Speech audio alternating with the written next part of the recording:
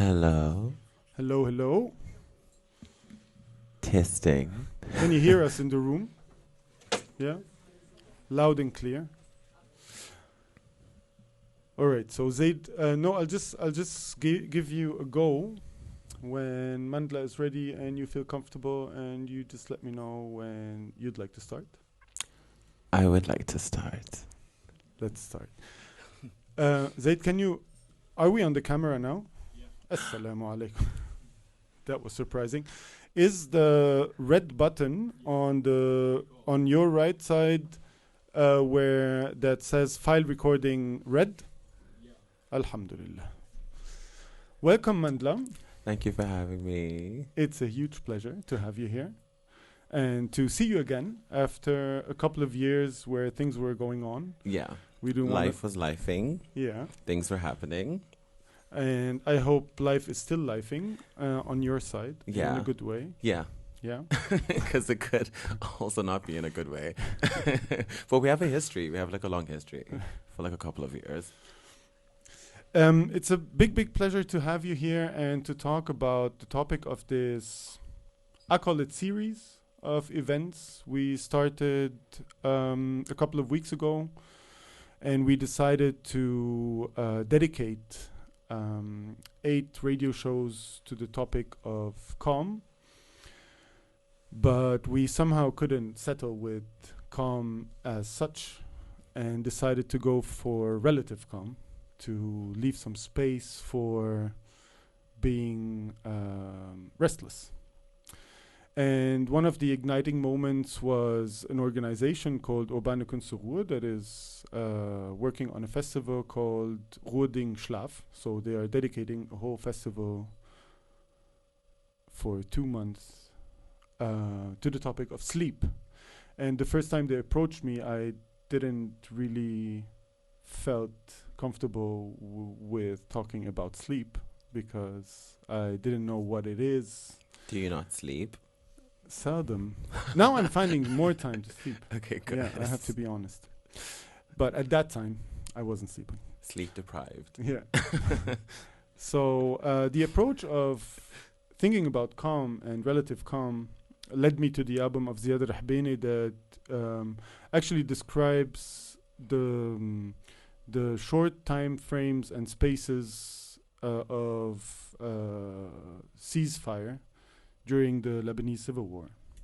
And it was always a situation of uncomfort and a situation of calm, but always being aware and alert that something can happen. Mm-hmm. And you as a multimedia artist often talk about how it is to navigate through public spaces in Germany, but in Zimbabwe as well, and all over the world.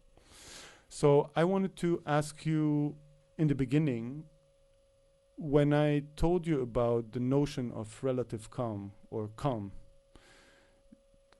were you able to relate to this state of mind or to this alertness? Firstly, hi to everyone who's in the room and in the stream virtually. I'm really grateful to be here. Firstly, I just want to thank everyone in the room for making time for this on a weekday, for being in this space. I'm incredibly grateful. I am an NRV girl. This is my space. This is my hood. I live in Berlin now, but this is like a space that's very important to me. So I'm just really grateful just to see a room full of just really beautiful people, also ready for this conversation, but also ready for some really cool selections of music.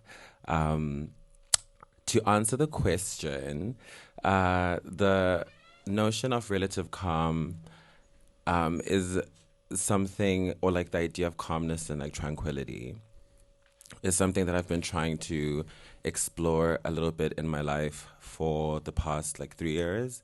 I think I've had like a lot of spaces and a lot of time to kind of like navigate through that feeling, through like the current events that were happening that I'm sure everyone knows about. And I guess if you don't know about it, you weren't on Earth.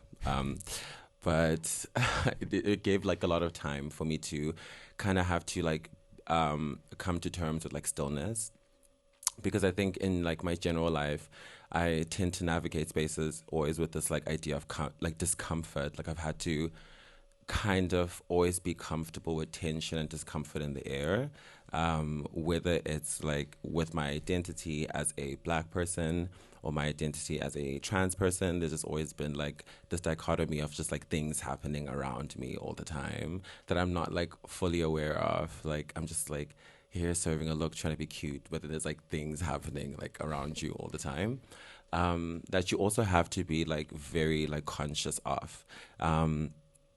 And in that relation to in trying to like bridge a gap of that with my work, like my multimedia performance and like my visual art and my music, it's always kind of felt like if it's going to be made, it has to be very genuine and true. And a lot of the music I made in like the early stages of my life and also right now kind of like delve into the concepts of like discomfort and always kind of being in these spaces that aren't comfortable, whether that is also in social public spaces, but also spaces within yourself, you know? There is this moment of like reflection that people have always when they're by themselves, which also sometimes can feel like discomfort. And leading on to things like sleep, sleep was a concept that like I really like thought about a lot, because I was sleeping a lot during the lockdown, but also like every time I woke up, there was always things happening. You know, like I'd go online and I'd see stuff and there were things happening. I'd be on my phone, there were things happening. And sleep became something like a form of like escape to a degree, which also kind of like helped time pass, you know? And also became like this like utopian experience, like this like ether where I could like also kind of like fall into it and like escape before like coming back into like the reality of things. And I never thought about it that way because I think also prior to that too, like I was like much younger, so like why was I trying to sleep, you know? But the older I've gotten, the more I've realized that like the idea of relative calm within self is important in day to day, but also making time for that in moments when you're like not necessarily having to be present to the day to day like experiences of life. And I think in music, there's like a lot of music that's out there that talks about, you know, love as a beautiful thing and talks about partying or talks about like very relative things. And that's also really cool.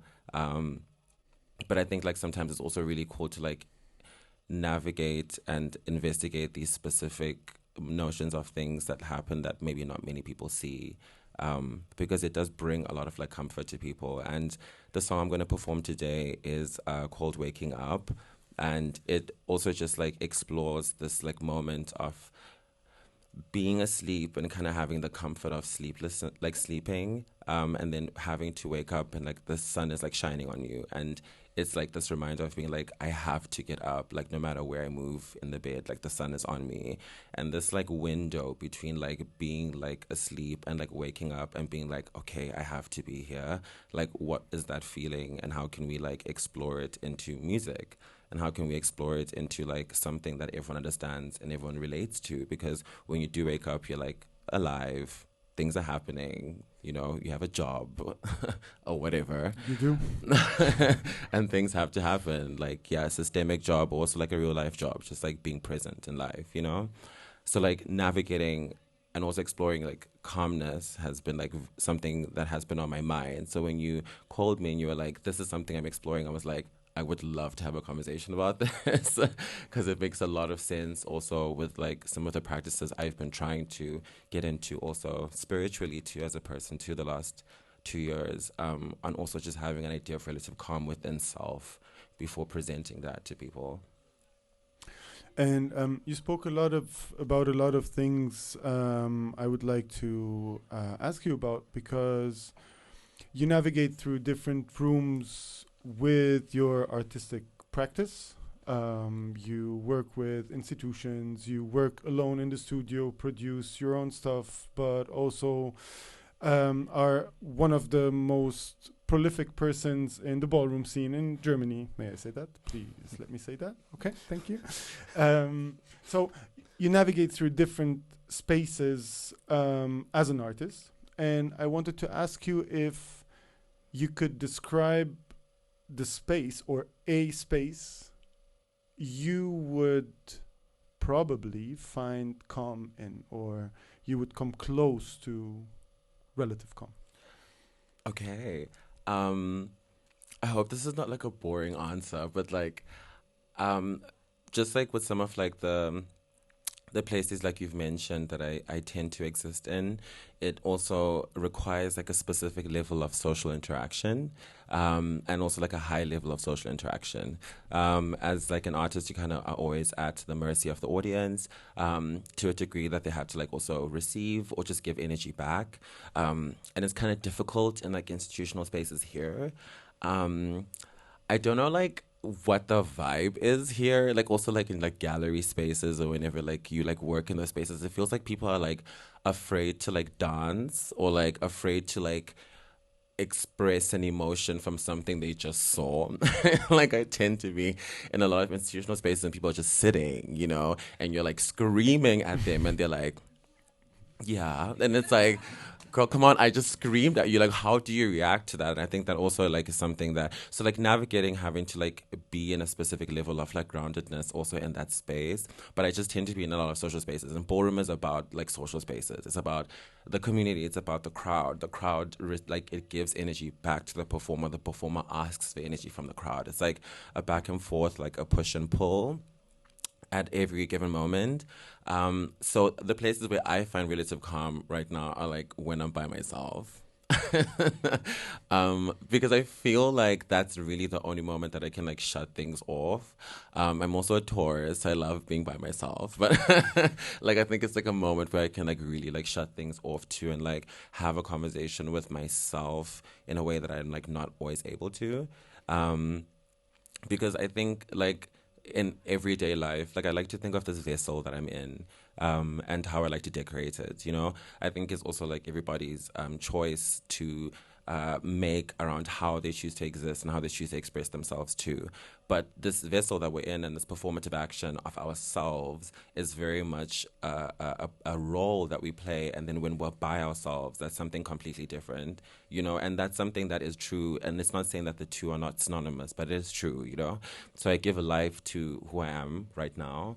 And I try and find those moments of like calmness, whether it's like finding my space in the room and just like jamming out, or like also just finding spaces in those like major social spaces. But like for me, really, those practices come when I'm by myself. Also spiritually too, like I've really been reconnecting a lot back to my African spirituality because I grew up in Zimbabwe and I moved to Germany when I was 20. But like a lot of like my life, I hope I'm close enough. I hope like my life experiences have very much been framed in Zimbabwe, and there was always like a distance between like my queerness and like like my culture, my spirituality too, because I never felt like the two were synonymous. But I realized why now. So being able to like delve into history with my own like perspective and not really being pushed by like an imperialist or like colonized mind or perspective, I've been able to find a lot of like comfort with that too. So when I'm by myself, things that help achieve calmness, or also doing my spiritual practices and connecting to my ancestors and having things that I do which I only understand, which also help me like navigate like this like area of calmness for myself. So I feed the person who's like in these social spaces, but I'm also feeding the person who is outside of this vessel and doesn't need to like perform to be understood. Um, Talking about you being alone or finding comfort in being by yourself, most of your work is dedicated to people you'd like them to find comfort in daily life. And I was asking myself, how do you find balance between comforting yourself and fighting for the comfort of others? Is there a point where you recognize the need to um, reaching a certain point of calmness yourself to be able to support and comfort others? Um, yeah, I think also specifically like within the ballroom scene, like I think in my um performance spaces and performance spaces, I'm able to um kind of have a clear distinction around like what I would like the audience to see. I know like you tend to probably go to concerts with people who are like playing track to tracks and stuff, and they're interacting with the crowd, and that's something that I do. But I'm like more of like a long form performer. I have like a hour set or a 40-minute set that's like very specific, and I'll sing a song and a transition will happen and something will happen and then we'll go into something else, and I know exactly what's going to happen in those 40 minutes, so I can kind of be able to protect myself in a way to be like I know how the set is going to go and I know the message I'm trying to convey. um, and with performing specifically, it doesn't feel like and music, it doesn't feel too taxing. I think it feels taxing sometimes when I'm in a room full of people who I feel like might not understand what I'm trying to say. So like the message I'm saying needs to like be more intentional, and that sometimes is like it's a heavy cross to like bear when you're like maybe not in the right mental headspace or when you do need like rest or when you're burnt out. But usually when how I trying to like find like spaces too with people who have like similar mindsets or like sensitive to these mindsets, it just ends up becoming a moment of like sharing my story. Because one thing I love about music too, and also about like songwriting and also about like production, is being able to tell a story, and like DJing and like music curation is being able to like tell a story, like a lived experience of where you've come from, like what you love, like what your inspirations are, like what makes you happy, like what makes you dance, like what makes you, tick, all of these different things. And like my specific perspective of like existence is something that like is not heard ever. And for a lot of people that I meet, like I'm the first like Zimbabwean trans person that they've met. And I think it's like important through music, which is like a universal language, to be able to like translate that in a way that feels honest. It just feels like I'm telling my story a lot of the times when I'm performing, and just like, sharing that so that there is more of a representation on that perspective, but like a specific story. I always love to say that I would love to like personally be like the queer or trans answer to like Erica Badu, and being able to like tell a very specific and innate story, and like story tell through like soundscapes and music and like vocals, using your voice as an instrument, but also like with very specific and intentional production, but like with a very specific storyline over what you're saying. But in ballroom, that's like a completely different thing. I'm also the mother of a house, the Kiki House of Laveau.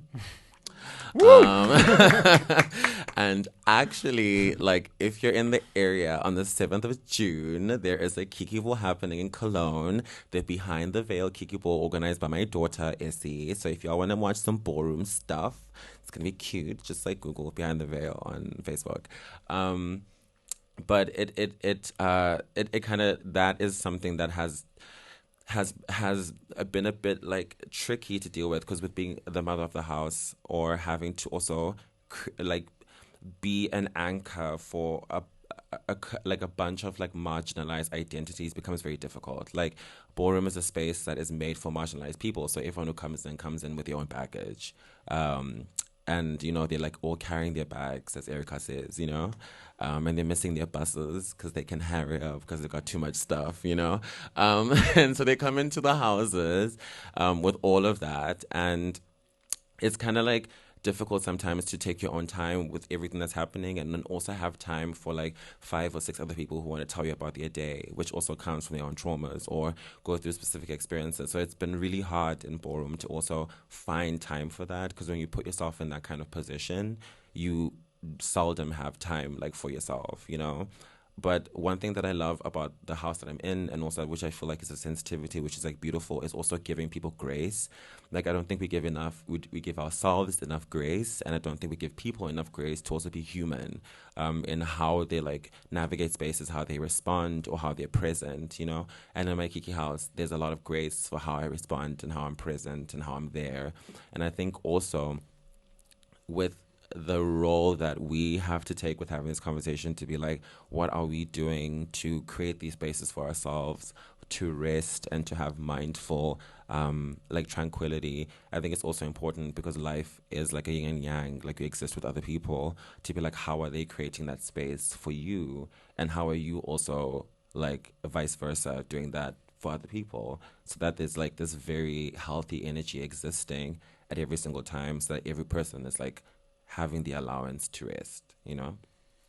And there was something I wanted to ask you about related to the series, but also related to you being a mother of the house.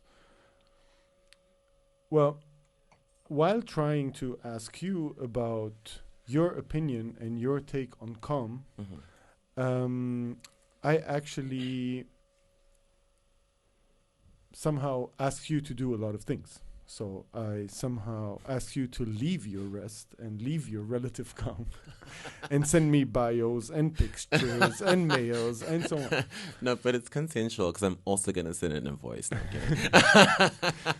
No, but you know what I mean? It is No, I sometimes understand. contradictory. That's why I wanted to ask you how you deal with it in your house. While always trying to make people feel comfortable or ask people to somehow find comfort or try to do everything so people can find comfort. Sometimes I tend to miss the moment of making or producing work for myself and others, which is contradictory to trying to find rest. Is there a structured way or somehow a practice you have in your house that regularly tries to create a space of comfort? I would say yes. Only because I'm a very like above and beyond anything, like ballroom is a like competition space. And I guess also like life is like a competition space, but I don't know. But it's like there's always like a goal of like things to do. So there also has to be like a working towards like improving your performance at every given time, or also just like working on something. So but for me, like ballroom is something that is very it's very special to me. And I think now with what like ballroom has become, I think a lot of people's like references of it is that it's like just like very like fun, like queer dancing energy, woo, you know, like crazy music. It's in every ad. It's like very mainstream. But like what ballroom was for me specifically, like growing up in Zimbabwe, like in Zimbabwe and even until now, and in a lot of like African countries, we also know what has been happening in Uganda the last couple of weeks and the last week. There just isn't like an openness to exist, you know, in any sense. And this is not just for queer people, but even for like other cis people who exist too, just to like be anything up. Like that is not like the general notion of what those like genders should be is like really tough. So when I was growing up and when I was a teenager, it was just not possible to be out and queer because there were like laws that were actively in place to like kill you and to put you in a, you know, in a very uncomfortable place. So ballroom and like voguing was like an identification tool for queer people, and it was something you could say without talking. So like in the club there'd be like girls who were like voguing and like giving, you know, what wasn't voguing but like was very specific as a movement that if you were queer you knew it. So I have, and that's how I met a lot of like my friends who have become like family right now, and also how I met like a lot of people in my life who've like shaped me into the person I've become. I met like one of the first trans people, my first trans people during that, and that's become a really good friend of mine, Jordan Chaneta, who was recently in Cologne. And it's how I met a lot of like really beautiful people. So like I have this protectiveness over ballroom. So with my kids, like there very much is like an idea of like having a specific goal of things that we have to reach, but also knowing that like that can also be achieved with also creating time and space for yourself. But everything happens in modulation. And I think as like human beings, we tend to just be on the spectrum all the time. Like it's either I'm happy forever or I'm sad forever or I'm angry forever, you know? But there's no like modulation of time to really devote to these emotions to allow them to be expelled. Like, yeah, you are allowed to be sad sometimes and it needs to be time given to that. Yes, we have a 2 week period to get ready for a ball, but you're probably going to feel sad at least 1 or 2 or 3 days during that time. What are we going to do when that happens to make sure that you finish what you need to finish, you know? And how are we able to like navigate that space? And I think that's why in ballroom it tends to be a lot more sensitive, but like in my work practices it gets a bit difficult because institutional spaces don't really care if you're burnt out. It's like do the job because we need the job done and we need to get on a schedule and we need to finish things, you know. So there's like a huge dehumanizing and like a lack of empathy in these spaces, which, yeah, when you really think about it, if it's afforded to everybody, no one will ever make money. But that's, I guess, you know, the fault of capitalism, and how it exists also as a dehumanizing tool, but specifically in ballroom as a space that hopefully would be void of capitalism, besides nice clothes, is like a space that, because the clothes are nice, honey, the clothes are nice, is also a space that is layered with like ultra sensitivity because everyone walking into that space is like begging for community. So to uphold that takes a specific level of balancing that work and that rest. But I also make sure it's very present for the children in my house because for me, it needs to be present.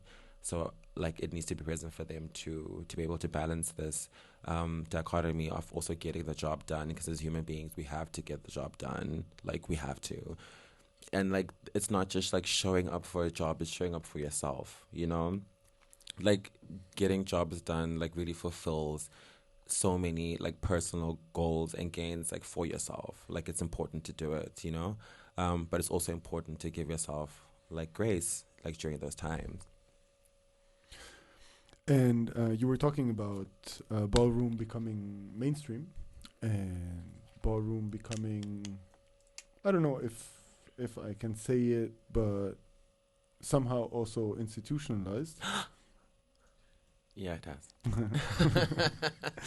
No, but I was wondering because when thinking about ballroom the way you described it in your own experience, on the one hand, being seen as a community is or might be one of the goals. And on the other hand, being also welcoming to people that do not appreciate the culture or cannot or still cannot appreciate the culture behind it. While you were saying that, I was also thinking about this momentum of like alertness you all of a sudden get in a space that was comforting for you because new people are entering the room, new people are entering the space. The dynamics might change. Yeah, they do. How do you deal with this uncomfort in such a comfortable space actually? Yeah. Yeah, with the experiences that I was mentioning before around like my notions with ballroom, it was also from Zimbabwe, which is like a majority BIPOC place. So the presence of white people or the presence of people who would not understand specific cultural references, excuse me, was very like hard to find, you know? But here, in a different space, it's there's a lot more identities that tend to like intersect these spaces too. And the people who created the ballroom was so inviting to acceptance because it was so void in their lives that ballroom is not a space that no one can intersect. Like if you respect the culture and you're there, like it's a space that's there for you too because in a very like, you know, a double-sided and fucked up way. Oh, can I swear? Yeah. Okay, in a fucked You up have to way. do it again. Yeah. One more time, in a fucked up way. Like everybody needs that space. You know, I personally don't want to hear about why people need that space, but it's needed, you know, for everybody. So boredom can also be a space of like comfort and like, you know, a presence for that too. And like navigating that a little bit here has been very different because the boredom scene I found here is very different to the boredom scene that's back at home. Um, or just the people who were evoking the energy. It was just very different. Yeah. And like there's a lot of things that tend to like intersect those spaces too that exist in like everyday life. And like I think ballroom in itself is like to be thought of as a utopian like place that is void of all of the social constructs of life, and it's just like a beautiful fab place and people are voguing, and it's just like, you know, a really beautiful space, and you go there and have a good time. And like it is a place that you can go to and have a good time, but like ballroom specifically is a reflection of the society. There's categories that exist there called realness, and realness is how queer people can assimilate the best way into cis spaces, because back in the 90s, if you didn't look straight, you were getting killed. So like that was a category that was created so trans people and so many other people could assimilate the best they could into cis spaces and just not be seen as anything other than just a normal person going through the store. So like now it's become like a fabulous category because people are like really serving, and it's like but like the histories of these categories are very much rooted in these like specific things. So I've had to like also come to terms with the fact that like the scene that exists here is a direct reflection of the social scene that exists in Germany. And also when I see a lot of people who come into the space who don't respect it, it is also a specific mirror onto German society on how in a lot of the spaces we create, there tends to be moments when people come into those spaces and don't understand what's happening and don't respect it. And when it happens in a room full of people who know what's going on, they're like, I know exactly what that was. And it like ballroom is not also okay. What I'm about to say, I don't.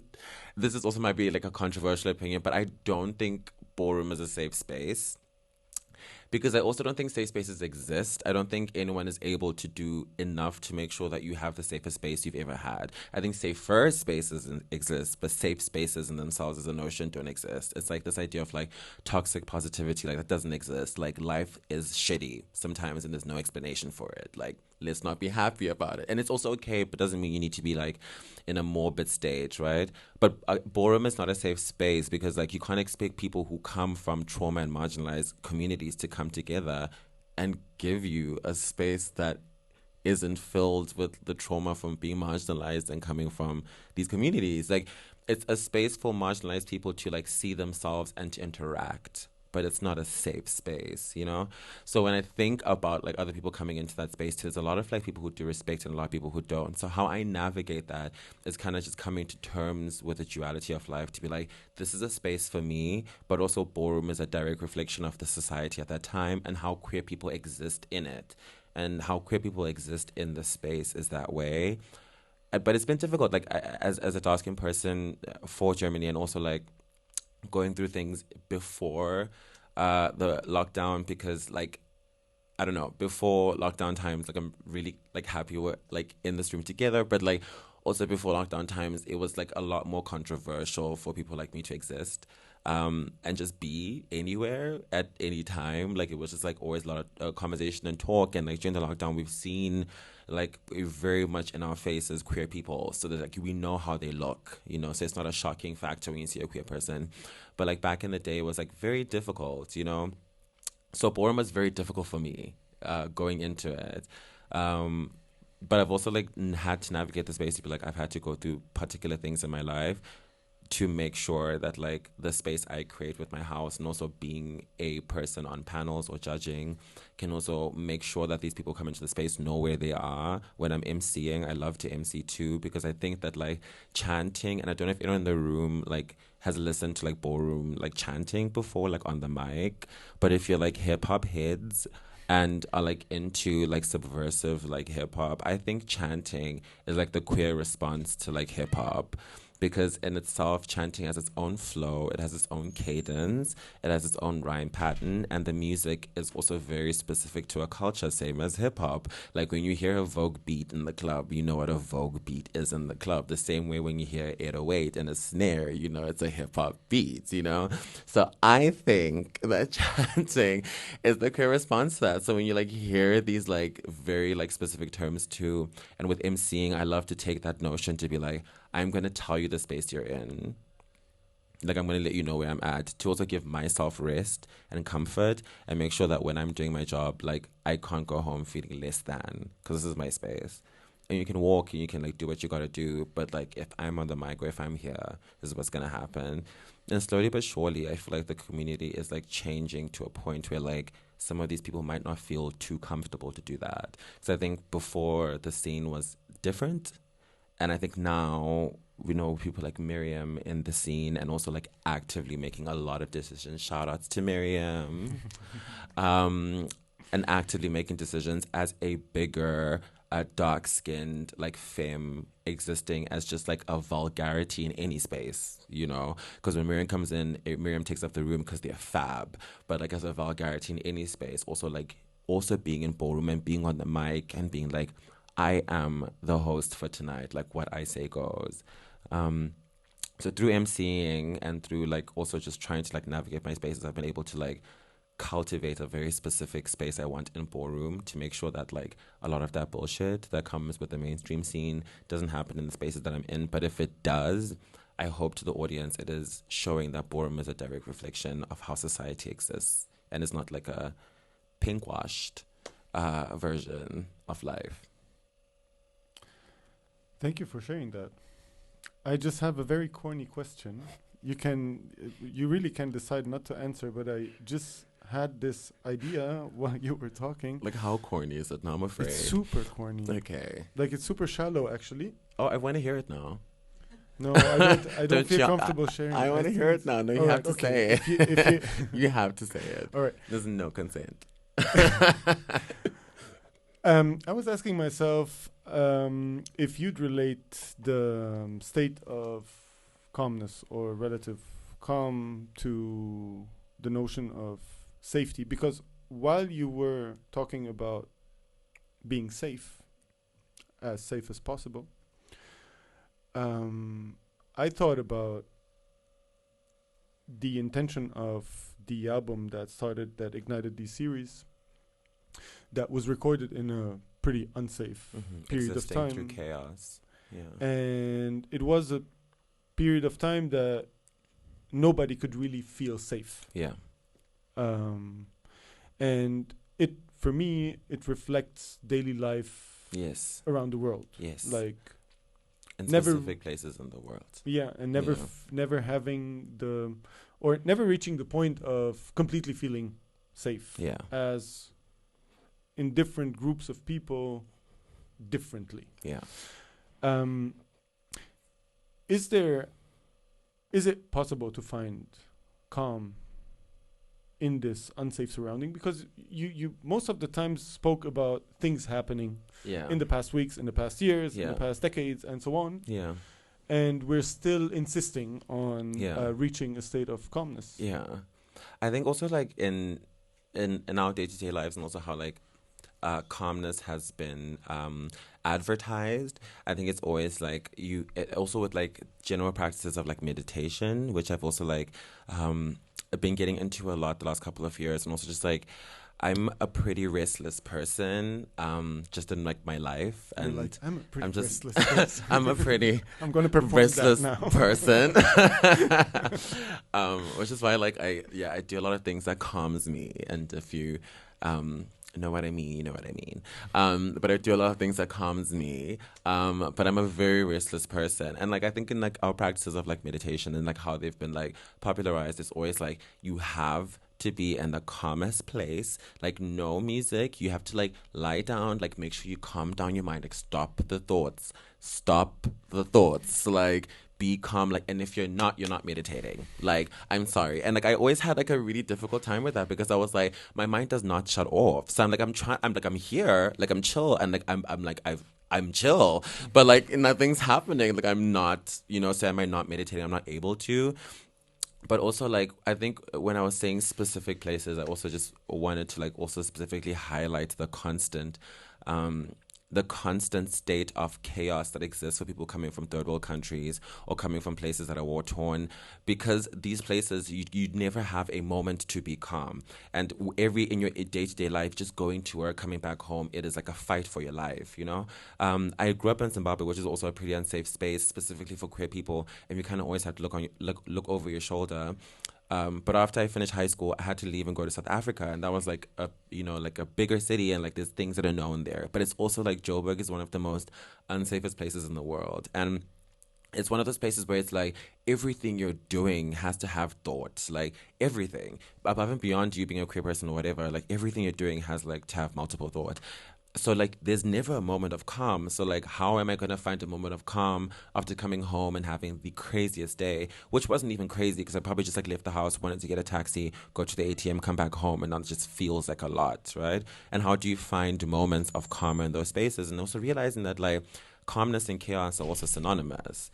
Like I know I've said it a lot, like the yin and yang of life, like it's also the duality of like these very white and calm moments, but also these very chaotic and dark moments too. Those exist synonymously. And I think as human beings, we are crippled by fear and tension of things that we don't know because it looks so dark. And then we tend to like sit in this feeling of discomfort around anger, discomfort around sadness, discomfort around being just like uncomfortable, when also you can just like navigate that feeling and feel it and be like, I'm here, I'm uncomfortable. And that's also okay to like have in the middle, not in the middle, but like in conjunction with like calmness too.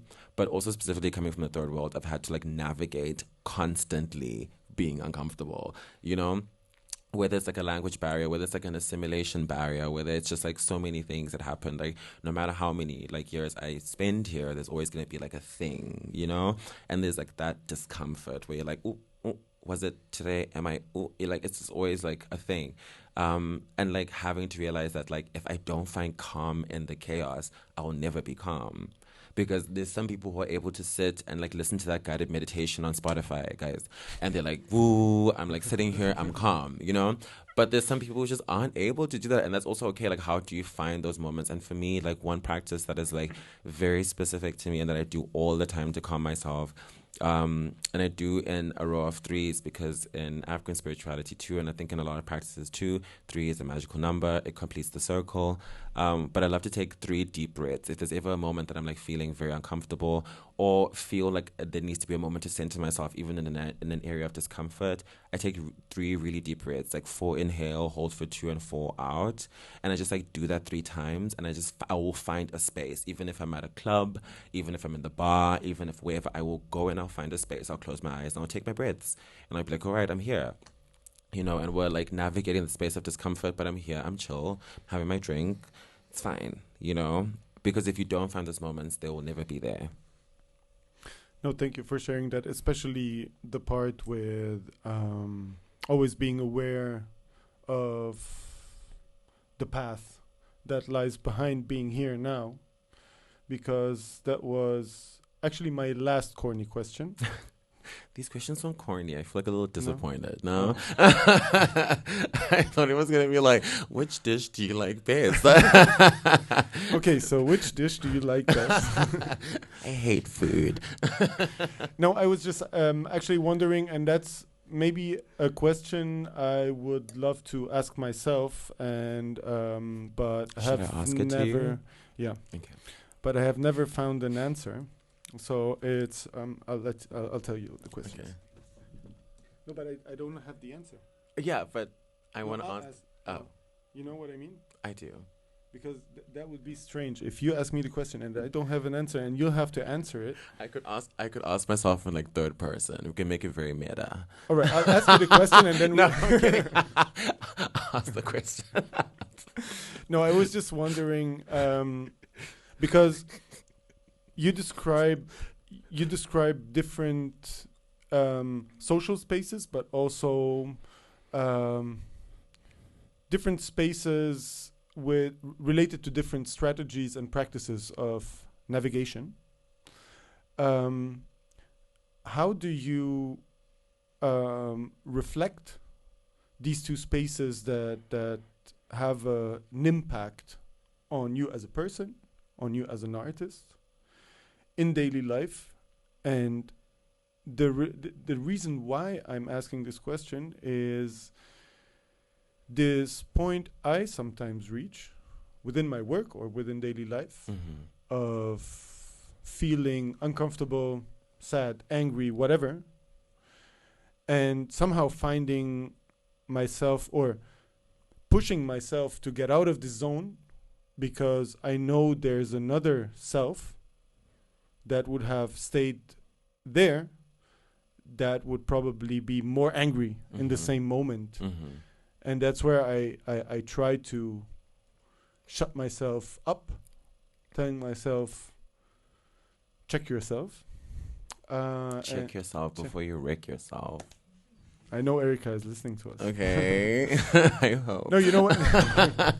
No, but you know what I mean? Yes, I do. So, I do. Do you sometimes reach moments of, okay, I've just settled, so now I feel comfortable, calm, settled?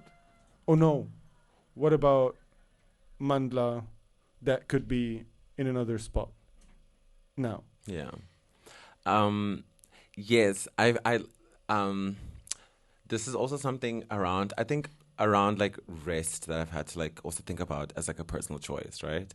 I think also like when we make personal choices like for ourselves, like each person in like this room exists as like the first and only copy of themselves. Yeah, we have parents and stuff, but there's something that's like different about you. You're like the only person. So like the way you respond to emotional things, mental things, physical things is different, right? It's never going to be the same as someone. It might like navigate, but there will be like sometimes moments of tension, but like sometimes it will like navigate, you know. But a lot of times the choices you make for yourself are like very difficult to come to terms with because you're thinking in the back of your mind, there's 50 other things I need to do, specifically for the fact that they need to get done, or specifically for the fact that they need to get done so that like another person doesn't feel a particular way. But one thing I've had to like realize also with like taking time and ownership for myself and for my self-care and my rest is that I don't mind being the enemy in someone's storyline sometimes. If that means that like me taking this time means that something won't finish, sometimes that needs to be done, and it's like a shitty way to think, to be like, oh, the person is an asshole, like they're only centering themselves. But sometimes that needs to happen, to be like, hey babe, this is something that's going on in my life. I need this amount of space, and I need you to also find a way to navigate the space too, because this is what I need to also be able to do the best job that I can do for you. And sometimes people listen to that and they're like, oh, you're not giving 100% of yourself at every given moment and making yourself, you know, like be like laid out to be chopped liver. And they're like, I feel slighted by you. But it's also going back to that, you know, notion of giving yourself grace and being kind to yourself, but also other people, to be like, if I was in a similar situation and something was being like, you know, communicated to me, whether I'm seeing through how someone is acting or just in general notions. Like a lot of times when like I perform, like we were talking about this with the riders, like there's a lot of people who have really crazy riders out there. But I like to be a very low maintenance girl, like not because like I am low maintenance. Just putting that out there. But I'd like to be a low maintenance girl when it comes to working environments, because there's 50 hands that are going in there and you have no idea about what's going on for those people to come and collect you from the train station or do all of these different things. So I like to be as like low maintenance as possible, to be like, I know you're doing your job and I'm trying to do my job too. Let's like try and meet somewhere in the middle so I can do the best thing I can and you can do the best thing you can, and then we can like all go home and be happy, you know? But like also like sometimes like navigating the fact to be like, yeah, like being the enemy in someone's storyline is okay. It's okay. Like sitting in that feeling of discomfort, feeling that feeling of chaos, it's okay for you to be like, you know what, it might feel uncomfortable for the first 5 to 10 minutes when I told this person I can't do it today, even though I said I can, but I'm going to be really happy that I took this day off. And if there's someone who like genuinely cares about you and cares about your self-care and your well-being, they should be okay with it. And even if they're not, that's also okay. So before we switch to the song you brought us with us, I just noticed. No, okay, I'm lying. I didn't just notice. I noticed like 2 hours ago, and I thought that would be a good way segue to transition to to my end favorite this. word. Your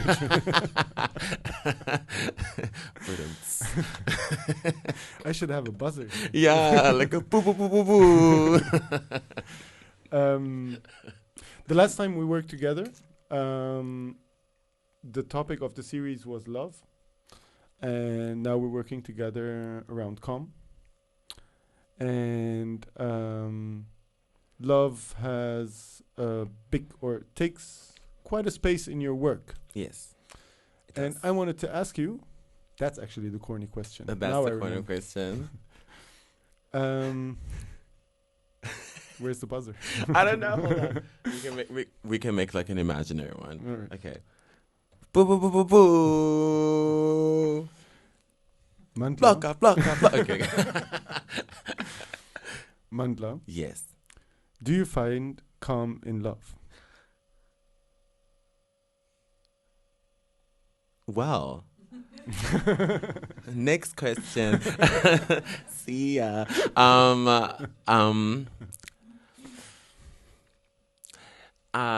Yes and no. But also like with also saying no, it's not like oh no. But I think it's also okay. Yes and no, because I feel like love is it's a decision you've made to another person, whether it is platonically, whether it's intimately, whether it's, you know, in whatever facet. It is a decision you've made to be there for someone and to offer yourself to someone the way they are you. So I feel a lot of calm when that's offered to me. And I feel a lot of calm when I offer it. But there often are times when it is quite difficult to offer it. But I will offer it because it's someone that I love. So it is easy sometimes, but also sometimes it's not. But I think that's the duality and the beauty of love in any kind of situation, is that like there's a push and pull, you know, there's like, I know I'm doing this because it'll be done for me, you know, and there's like a comfort in that like allows a specific level of like rest. But yeah, it sometimes feels like work, and like I sometimes have like coming to terms with that notion that it feels like work is also like okay, because it's like I think it's important for people to like work to continue to establish the connections they've made through love. You know, it is a job to a degree, but it's one that you love to do because you love the person, you know. But it also is important to say like, yeah, sometimes it's difficult, but I'm doing it because I love you. And that's all not to say with like also like friendships or like relationships that exist, or it also with like your work, you know, the things that you create and the music that you create too, like making sure you fulfill something to be like, I love you enough to also be able to see this through and to create this body of work and do this, you know, and send this message and convey this feeling and allow people to feel and express and escape, you know. In a way that I was also too during the first set. Like it was like great, and also being able to be taken to a place where I can feel something, remember something, have a memory, and also like translate that love through a different plane also. So it is like something that is very difficult to like navigate, but it's also something that I'm grateful and happy to be able to navigate in like different spaces. It's like a lot of love around me that I'm very grateful for, like really great friends that I have in my life, and also really beautiful people that I have in my life too that have come in these like major social spaces. But yeah, I think also just like life tends to be very shitty sometimes for a specific level of people, or like a specific demographic of people, but I think it is like finding that duality and the comfort in the duality to be like everything exists as double at every time, and that's also okay, you know. And the same thing with love too. Thank you. Thank you for your time, for the talk, Thank you for being having here. me. And I'll say thank you now for visiting us again soon. Yes. So now Definitely. I've said it. I've already said thank you. Now I'm like bound by my intellectual property online. So we'll have a very, very short break. Okay. And just change the setup a bit, and we're all excited to present for the first time Mandhla's song "Waking Up." Mandhla, you'll perform live today, and we'll record Yes. it, and we'll be able to listen to it every day Yes. after waking up. So please do. Give it the streams, please. So we're gonna end the stream now for a moment and restart it in 4 or 5 minutes, 6 Okay. minutes, 10 minutes, however time you need, and then we'll be back. Und jetzt war Endtalk, glaube ich, auf den. Q community out.